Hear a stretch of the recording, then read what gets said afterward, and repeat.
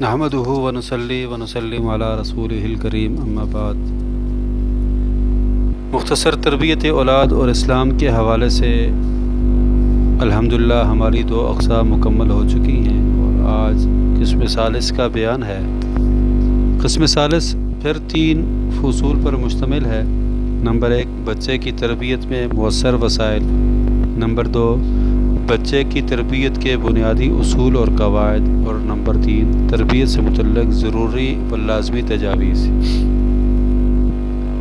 بہت ساری باتیں جو پہلے گزر چکی اور اب ان کو نئے عنوان کے تحت مصنف رحمۃ اللہ علیہ لا رہے ہیں، ضرورت کے پیش نظر اور ایک ترتیب کو قائم رکھنے کے پیش نظر۔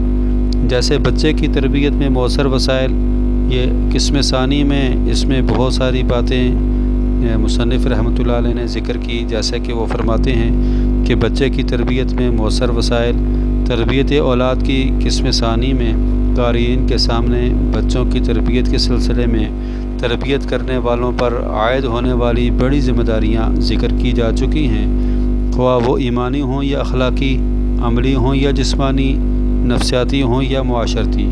یہ ذمہ داریاں تربیت کے میدان اور بچے کی شخصیت سازی میں عظیم ترین ذمہ داریاں ہیں، اور مستقبل میں والدین جب ان کوششوں اور جدوجہد کا پھل حاصل کریں گے تو بڑے خوش و خرم اور خوش نصیب ہوں گے کہ ان کی یہ جو محنت ہے وہ رائے گاہ نہیں گئی۔ لیکن کیا مربی کے لیے اتنی بات کافی ہے کہ وہ ان ذمہ داریوں کو پورا کر کے اور ان فرائض کو عمدگی سے ادا کر کے یہ سمجھ لے کہ وہ بری و ذمہ ہو گیا اور اس نے اپنا فریضہ پورا کر دیا، یا اسے اور بھی وسائل اختیار کرنے چاہیے اور ہمیشہ اعلیٰ اور افضل اور اکمل ترین کی تلاش میں رہنا چاہیے؟ تو بلا شبہ منصف اور سمجھدار مربی ہمیشہ مفید ترین وسائل کی ٹو میں لگا رہتا ہے۔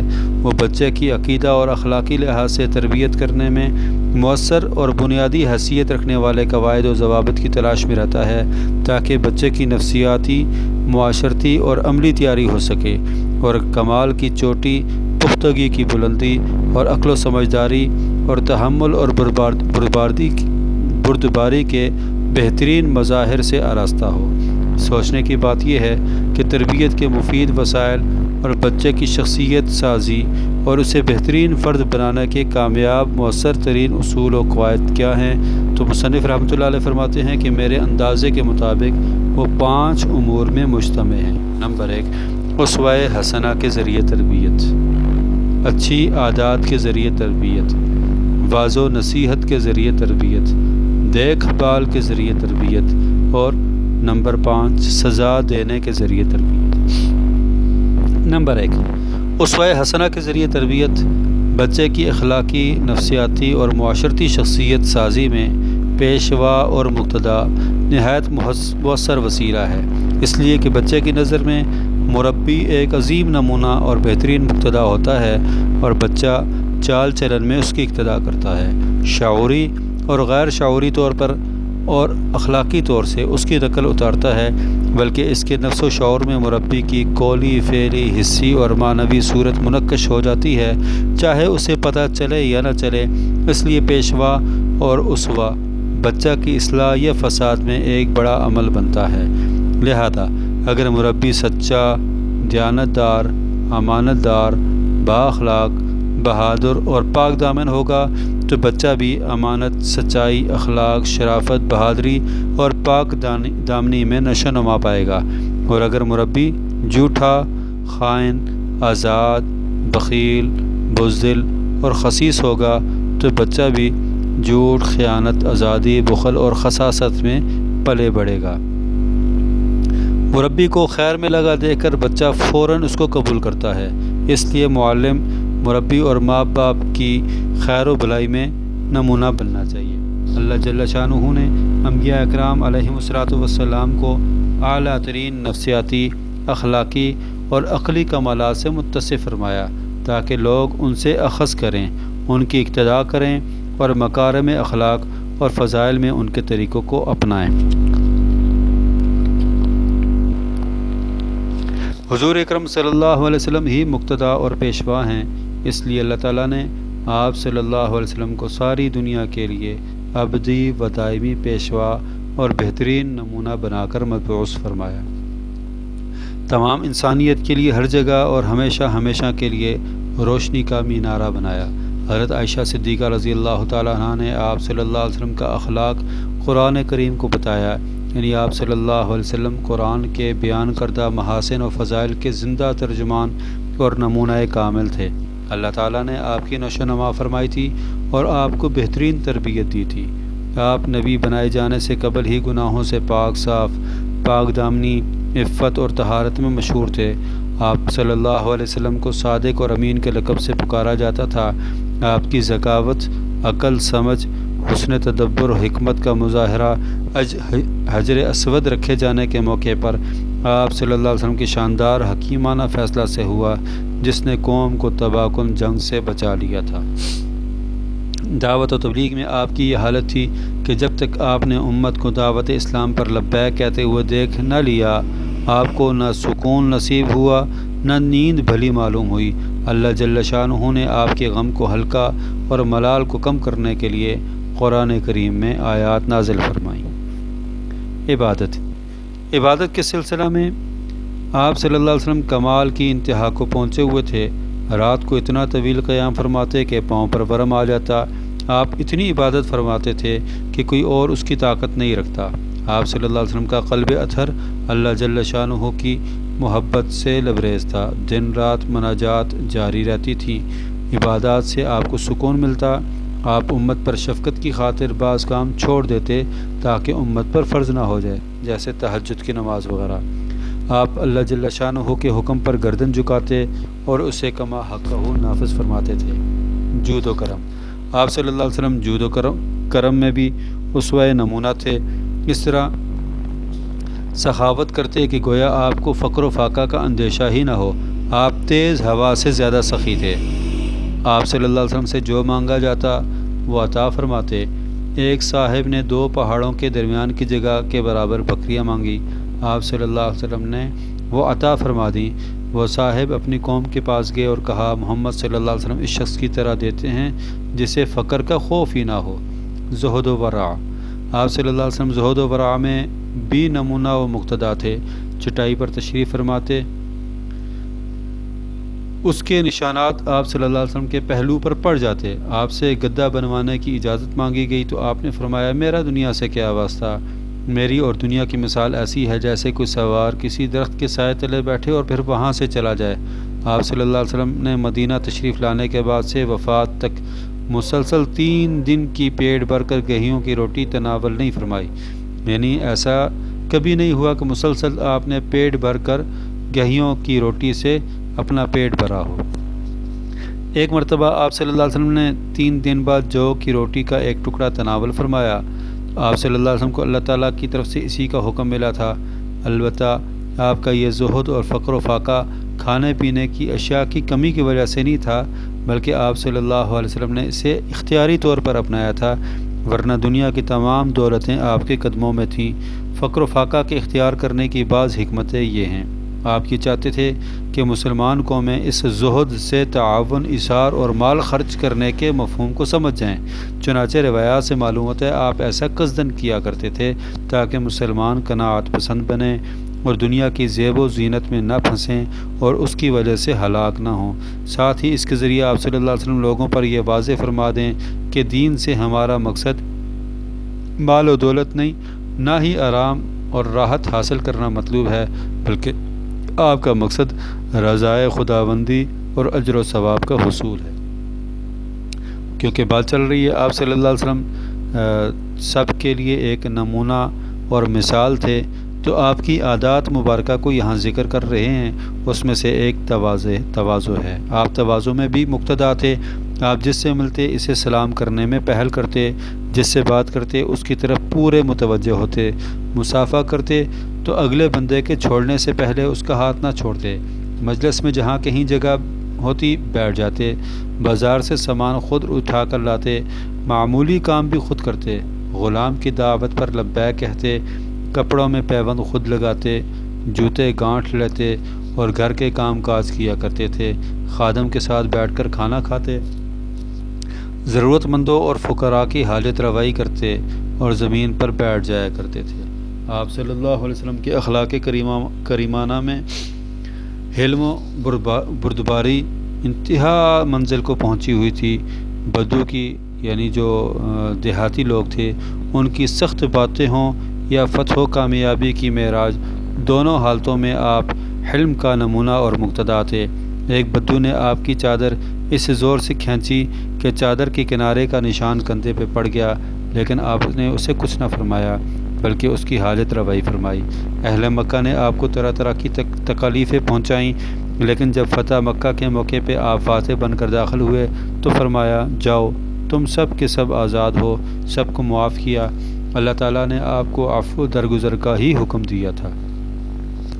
جسمانی قوت میں بھی آپ صلی اللہ علیہ وسلم مقتدا تھے۔ پہلوانوں کے سردار رکانہ کو آپ نے 3 مرتبہ پچھاڑ دیا۔ جنگ احد میں ابی بن خلف کے سینے پہ نیزہ مارا تو وہ درد سے نڈھال ہو کر گر پڑا اور کہا، اگر وہ مجھ پر تھوک ہی دیتے تب بھی میں مر جاتا۔ خندق کھودی جا رہی تھی، چٹان بیچ میں آڑے آتی ہے، سب اس سے عاجز آ گئے۔ آپ صلی اللہ علیہ وسلم نے اسے ریزہ ریزہ کر دیا۔ آپ نے طاقتور مومن کو زیادہ پسند فرمایا۔ آپ دشمن کے لیے تیاری کا حکم دیا تھا۔ اللہ تعالیٰ نے آپ کو دشمن کے لیے تیاری کا حکم دیا تھا، تو لہذا آپ صلی اللہ علیہ وسلم مجاہدانہ شان کو زیادہ پسند فرماتے تھے۔ شجاعت اور بہادری، اس میں بھی آپ کا کوئی ہمسر نہ تھا۔ ایک رات اہل مدینہ کسی چیز سے دہشت زدہ ہو گئے۔ جس طرف سے آواز آئی تھی کچھ لوگ ادھر نکلے۔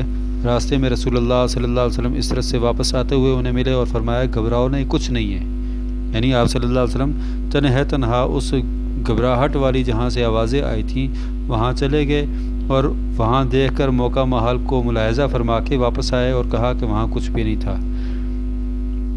جنگ حنین کے موقع پہ کچھ لوگ ادھر ادھر بھاگ رہے تھے اور آپ یہ فرما رہے تھے، انا النبی لا کذب، انا ابن عبد المطلب، کہ میں نبی ہوں، جھوٹا نہیں، میں عبد المطلب کا بیٹا ہوں، اور ایسا کیوں نہ ہو کہ جب کہ آپ کو یہی حکم خداوندی تھا کہ آپ شجاعت اور بہادری کے ساتھ دنیا کا سامنا کریں۔ حسن و تدبیر و سیاست، آپ صلی اللہ علیہ وسلم حسن تدبیر اور سیاست میں، تدبیر و سیاست میں بھی مقتدا اور ضرب المثل تھے۔ ہر موقع پر کامیابی آپ کے قدم چومتی تھی۔ غزوہ حنین کے موقع پہ جب قریش اور دیگر عرب قبائل کو آپ نے انعامات دیے اور انصار کو کچھ نہ دیا تو انصار میں خسر پسر ہونے لگی۔ آپ نے انہیں جمع فرمایا، یہ انصار کی جماعت، کیا بات ہے؟ تمہارے نفوس میں یہ کیا خیالات پیدا ہو رہے ہیں؟ بتلاؤ، کیا تم گمراہ نہ تھے؟ اللہ تعالیٰ نے تمہیں ہدایت دی۔ کیا تم فقراء نہ تھے؟ اللہ نے تمہیں غنی کر دیا۔ کیا تم ایک دوسرے کے دشمن نہ تھے؟ پھر اللہ تعالیٰ نے تمہارے دلوں میں الفت پیدا کی۔ انہوں نے کہا، یعنی انصار نے کہا، اللہ اور اس کے رسول کا ہم پر بہت احسان ہے۔ آپ نے فرمایا، کیا تم اس سے خوش نہیں کہ لوگ اونٹ، دمبے اور بھیڑ یعنی مال و دولت لے کے جا رہے ہیں اور تم اپنے گھر اللہ کے رسول کو لے جاؤ؟ قسم ہے اس ذات کی جس کے قبضے میں محمد صلی اللہ علیہ وسلم کی ذات ہے، اگر ہجرت نہ ہوتی تو میں انصار میں سے ایک فرد ہوتا۔ اگر سب لوگ ایک گھاٹی میں چلیں اور انصار دوسری تو میں انصار کی گھاٹی میں چلوں گا۔ یہ سن کر وہ حضرات اس قدر روئے کہ ان کی داڑھیاں آنسوؤں سے تر ہو گئیں۔ انہوں نے کہا، ہم رسول اللہ صلی اللہ علیہ وسلم کی تقسیم پر راضی ہیں۔ فائدہ، یہ حکمت اور دانائی اور اخلاق و حسن و تدبیر تھی جس کی وجہ سے آپ صلی اللہ علیہ وسلم نے مدینہ منورہ میں اسلامی حکومت قائم کی اور جزیرہ عرب کو اپنی محبت سے سرشار کیا۔ حسن سیاست آپ کا مقتدا ہونا اس لیے تھا کہ آپ اس میں اپنے پروردگار کے حکم کے پیرو تھے۔ اپنے موقع پر ثابت قدمی میں مقتدا ہونا آپ کی بڑی نمایاں صفت تھی۔ چنانچہ آپ کو جب یہ گمان ہوا کہ آپ کے چچا آپ کو دشمنوں کے حوالے کر دیں گے، یعنی ابو طالب، اور وہ آپ کے تعاون سے کنارہ کش ہو جائیں گے، تو اس نازک موقع پر بھی آپ نے ارشاد فرمایا، چچا جان، بخدا اگر یہ لوگ سورج میرے دائیں ہاتھ میں اور چاند بائیں ہاتھ میں رکھ دیں تاکہ میں دین کی دعوت چھوڑ دوں تو میں اسے اس وقت تک ہرگز نہیں چھوڑ سکتا جب تک اللہ تعالیٰ اسے غلبہ نہ عطا فرمائے یا میں اپنی جان قربان کر دوں۔ یہ سن کر چچا نے آپ کے عزم صادق کو دیکھ کر کہا، بھتیجے جاؤ، جو چاہے کہو، میں اب تمہیں کبھی بھی کسی کے حوالے نہیں کروں گا۔ اور اس بارے میں بڑے عمدہ اشعار کہے۔ اللہ تعالیٰ نے آپ کو اسی طرح ڈٹ جانے اور ثابت قدم رہنے کا حکم دیا تھا۔ آپ کے کمالات، عظمت و بڑائی اور فضائل و مناقب کی ایک جھلک ہے، ورنہ نہ ان کا احاطہ ہو سکتا ہے نہ شمار۔ اللہ تعالیٰ نے خود ہی آپ کو اخلاق عظیم کی سند عطا فرمائی تھی، اس لیے لوگوں کے دل آپ کی طرف کھنچے جاتے تھے اور وہ سب آپ کو عظیم مقتدیٰ اور آپ کے اسوہ حسنہ کو کامیابی کا ذریعہ سمجھتے تھے۔ آپ صلی اللہ علیہ وسلم سے محبت کا یہ حال تھا کہ جب تک زیارت نہ ہو جانثاروں کا رنگ متغیر رہتا تھا۔ صحابہ اکرام کا یہ سوچتے تھے کہ آخرت میں کیا ہوگا۔ اللہ تعالیٰ نے ان حضرات کو رفاقت اور میت کی بشارت دی۔ وہ سوچتے تھے کہ یہاں چلیں دنیا میں تو ہمیں آپ صلی اللہ علیہ وسلم کی زیارت نصیب ہو گئی، لیکن آخرت میں آپ صلی اللہ علیہ وسلم کے سامنے تمام امتیں ہوں گی، انبیاء ہوں گے، بڑے بڑے درجے کے لوگ ہوں گے، تو ہمارا وہاں کیا شمار ہوگا؟ تو آپ صلی اللہ علیہ وسلم کو، صحابہ اکرام کو اللہ تعالیٰ نے بشارت دی کہ آپ اپنے نبی کے ساتھ ہوگے۔ یہ ایسے سچے عاشق اور جانثار تھے کہ ان سے کہا جاتا اگر تمہیں چھوڑ دیا جائے اور تمہارے بدلے تمہارے پیغمبر کو معاذ اللہ قتل کر دیا جائے تو کیا تمہیں یہ پسند ہے؟ تو وہ کہتے تھے یہ بھی پسند نہیں کہ انہیں ایک کانٹا بھی لگے اور میں گھر میں بیٹھا رہوں۔ جنگ احد میں ایک انصاری عورت کے باپ، بھائی اور شوہر تینوں شہید ہو گئے۔ ان کو جب اس حادثہ کی خبر ملی تو انہوں نے رسول اللہ صلی اللہ علیہ وسلم کی خیریت دریافت کی کہ پہلے مجھے ان کے بارے میں بتائیں۔ جب آپ کی خیریت کا علم ہوا تو کہنے لگے مجھے آپ کی زیارت کرواؤ۔ زیارت کر کے کہا آپ زندہ ہیں، حیات ہیں، اب تمام مصیبتیں آسان ہیں۔ یہ ان صحابہ اکرام اور صحابیات کی محبت کا ایک معمولی سا نمونہ ہے، ورنہ تو ان کی ساری زندگی ایسے ہی معاملات سے بھری پڑی ہے۔ صحابہ رضوان اللہ تعالیٰ علیہم اجمعین نے محبت، فنائیت اور قلبی تعلق کے اس جذبے سے رسول اللہ صلی اللہ علیہ وسلم کی اقتداء کی تھی، اس لیے کہ انہیں آپ صلی اللہ علیہ وسلم کی ذات میں اعلیٰ ترین نمونہ مل گیا تھا۔ اگر اس قسم کے واقعات پر مطلع ہونا چاہیں تو سیرت و تاریخ کی کتابوں کا مطالعہ کیجیے۔ ان کی شرافت و اعزاز اور فخر کے لیے اتنی بات کافی ہے کہ قرآن کریم نے جگہ جگہ ان کا ذکر خیر کیا ہے۔ قاضی 2 سال مجلس لگاتا، عدالت لگاتا، لیکن ان کے پاس کوئی مقدمہ نہیں آتا تھا۔ وہ کیوں جھگڑتے؟ بھائی تھے۔ عدالتوں میں تو لڑائی جھگڑے کے واقعات آتے ہیں، تو وہ جھگڑتے ہی نہیں تھے۔ تو جب جھگڑتے ہی نہیں تھے تو مقدمہ نہیں آتا۔ وہ کیوں جھگڑتے؟ بھائی تھے۔ ایثار کا مادہ تھا، جان نثاری کی عادت تھی۔ یہ حضرات لوگوں کے لیے مشرع تھے، امت کے بہترین افراد تھے، عظیم علم، گہرے علم، کم تکلف اور اعلیٰ سیرت کے مالک تھے۔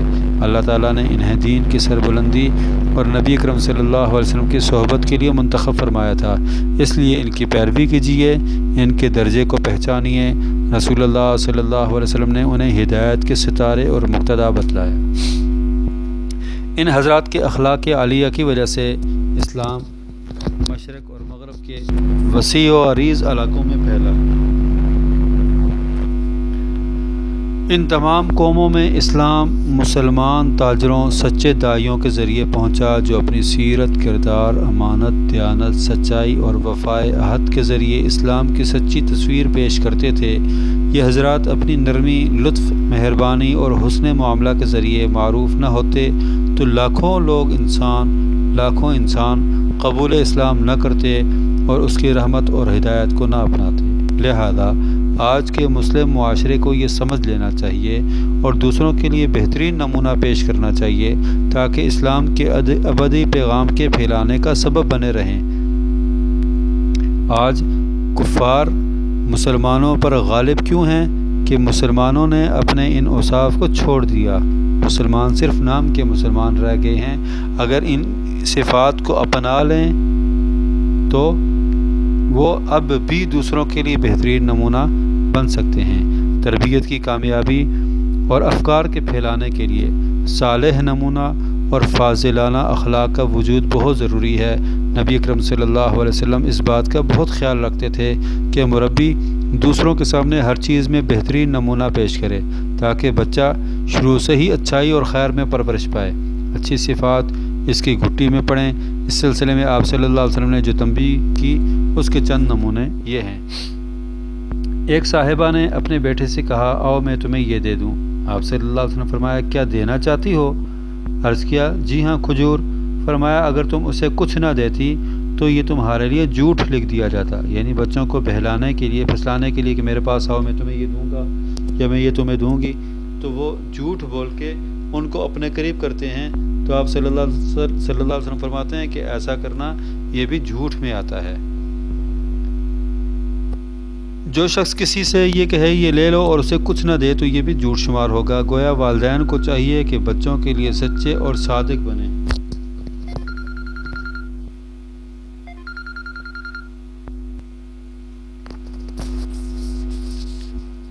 بچوں کے لیے صادق اور سچے بنیں تاکہ وہ بھی سچ بولنے کے عادی بنیں۔ ایک صاحب نے اپنے بیٹے کو ہدیہ دیا اور آپ صلی اللہ علیہ وسلم کو اس پر گواہ بنانا چاہا تو آپ صلی اللہ علیہ وسلم نے دریافت فرمایا کیا تم نے اپنے سب بچوں کو اس طرح ہدیہ دیا ہے؟ انہوں نے نفی میں جواب دیا تو آپ صلی اللہ علیہ وسلم نے فرمایا مجھے اس پر گواہ مت بناؤ، میں ظلم پر گواہ نہیں بنتا۔ گویا اس سے مربی کو عدل و انصاف میں نمونہ بننے کی ہدایت دی گئی ہے کہ بچوں کے ساتھ محبت اور عدل کا معاملہ کریں۔ دینا ہے تو سب بچوں کو دیں، ہاں اگر کوئی بچہ زیادہ ضرورت مند ہو تو ایک علیحدہ بات ہے، لیکن اگر سب بچے ایک جیسے ہوں تو پھر سب میں برابری کرنی چاہیے۔ بچوں سے محبت اور رحمت کے چند نمونے یہ ہیں۔ آپ صلی اللہ علیہ وسلم حضرات حسنین کریمین رضی اللہ تعالیٰ عنہما کو چومتا دیکھ کر ایک صاحب نے عرض کیا کہ میرے 10 بیٹے ہیں، میں نے ان میں سے کسی کو بھی کبھی نہیں چوما۔ آپ صلی اللہ علیہ وسلم نے فرمایا جو شخص دوسروں پر رحم نہیں کرتا اس پر رحم نہیں کیا جائے گا۔ ایک روایت میں ہے کہ اگر اللہ تعالیٰ نے تمہارے دل سے رحم کا مادہ نکال دیا ہو تو میں کیا کر سکتا ہوں؟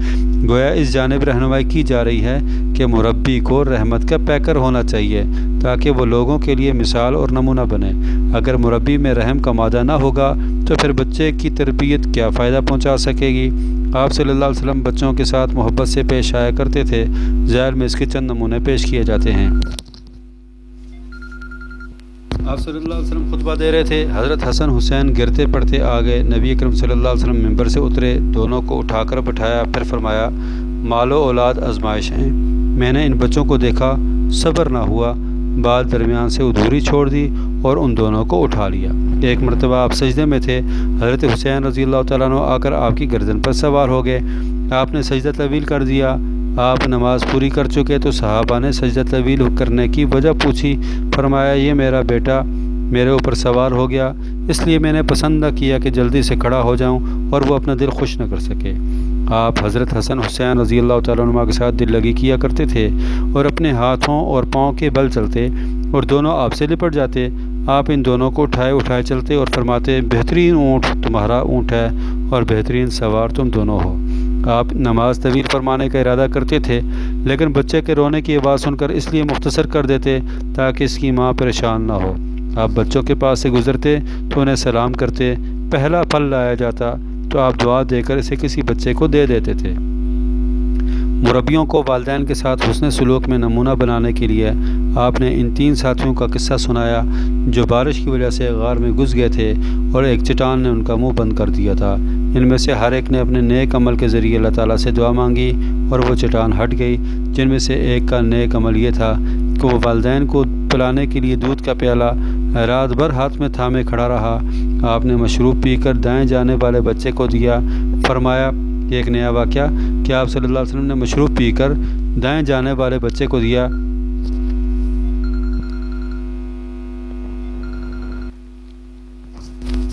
آپ صلی اللہ علیہ وسلم مشروب پی رہے تھے، پانی پی رہے تھے، تو آپ صلی اللہ علیہ وسلم کی عادت مبارکہ تھی کہ جو چیز تقسیم کرنی ہوتی تو وہ اپنے دائیں طرف سے شروع کرتے۔ اتفاقاً دائیں طرف ایک بچہ بیٹھا تھا تو آپ نے اس کو دیا اور فرمایا اگر تم چاہو تو بڑے کو دے دو۔ انہوں نے کہا کہ آپ کے بچے ہوئے پانی کی برکت پر میں کسی دوسرے کو ترجیح نہیں دے سکتا۔ لہذا بچہ جب اپنے والدین اور مربی میں ہر چیز کا بہترین نمونہ پائے گا تو ظاہر ہے کہ اچھائیاں اس کی گھٹی میں عادت میں پڑیں گی اور اسلامی اخلاق اس کی فطرت بن جائیں گے۔ اس لیے اگر والدین بچے کو سچا، امانت دار، پاک دامن اور رحم دل بنانا چاہتے ہیں تو انہیں خود ایسا بننا چاہیے تاکہ وہ ان کی اقتداء کرے وگرنہ اگر وہ جھوٹے، خائن اور بد کردار ہوں گے تو بچہ بھی ویسا ہی بنے گا۔ ایسے ہی ساتھ بچے کو سیرت طیبہ کی تعلیم بھی دیجیے، اس کا حکم دیا گیا ہے۔ صحابہ بھی یہی کیا کرتے تھے۔ بچوں کا تعلق صحابہ کرام رضوان اللہ تعالیٰ علیہم اجمعین سے قائم کیجیے تاکہ قرآن و حدیث پر عمل ہو۔ اس طرح مدرسہ اور اسکول میں بچوں کے لیے اچھے رفقا منتخب کیجیے تاکہ بچہ صحیح تربیت حاصل کر سکے۔ ماحول اور فضا کا بچے پہ بہت اثر پڑتا ہے۔ آج کل کے پرشور دور مسموم فضا میں بچے کے لیے سازگار ماحول پیدا کرنا بہت مشکل ہے، لیکن پھر بھی باپ اگر اپنی پوری کوشش کرے اور بچے کی صحیح نگرانی کرے تو بچہ اچھا بن سکتا ہے، ورنہ اس کے بعد بھی اگر وہ بگڑ جائے تو باپ اللہ تعالیٰ کے ہاں معذور سمجھا جائے گا۔ یعنی والدین، مربی اپنی سی پوری کوشش کریں اور اس کے باوجود اگر خدا نخواستہ بچہ دوسری طرف چلا جائے تو اللہ تعالیٰ کے ہاں وہ معذور سمجھا جائے گا۔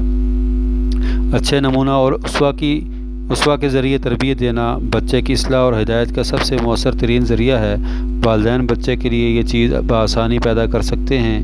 بڑے بیٹے کو اگر ٹھیک کر لیں تو چھوٹے اس کے نقش قدم پہ چلیں گے، اس لیے بڑے پر پوری توجہ اور محنت صرف کیجیے، پھر اس پر جو اس کے بعد ہوتا ہو تاکہ وہ بعد والوں کے لیے نمونہ اور مثال بنے۔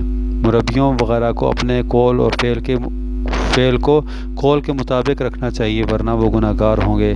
حضرت عمر رضی اللہ تعالیٰ عنہ جب کسی کام کے کرنے یا کسی بات سے روکنے کا ارادہ فرماتے تو سب گھر والوں کو جمع کر کے فرماتے، میں لوگوں کو فلاں چیز کا حکم دینے والا یا فلاں چیز سے روکنے والا ہوں، بخدا میں نے اگر تم میں سے کسی کو وہ کام کرتے دیکھا جس سے میں نے منع کیا یا اس سے رکتے دیکھا جس کا حکم دیا تو اسے سخت ترین سزا دوں گا۔ پھر جا کر لوگوں کو حکم دیتے یا منع کرتے تھے اور سب ان کے حکم کے مطابق عمل کرتے تھے۔